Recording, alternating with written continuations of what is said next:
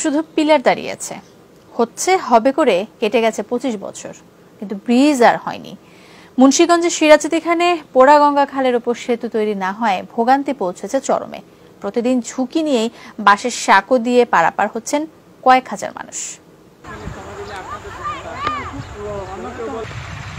খালের ওপর দাঁড়িয়ে 8টি খুঁটি, এগুলো ব্রিজের পিলার। 25 বছর আগে নির্মিত হলেও অজানা কারণে আজ পর্যন্ত পুরো সেতুর দেখা পায়নি এলাকাবাসী।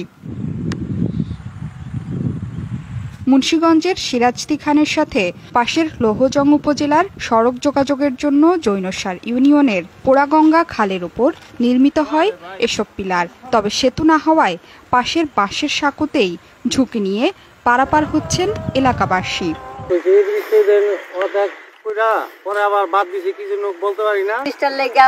অসুবিধা, আমরা যেতে কষ্ট, অনেক জায়গাতে ঘুরে ঘুরে আসি, আমরা সারাদিন কাজ করি, 300 টাকা রোজে, 50 টাকা আমরা গাড়ি বাড়াই। 2 যুগ পেরিয়ে যাওয়ায় পিলারগুলো এখন ভঙ্গুর প্রায়, কয়েকটিতে দেখা দিয়েছে ফাটল। এসব পিলার আদৌ কোনো কাজে আসবে কিনা তা নিয়ে দেখা দিয়েছে সংশয়।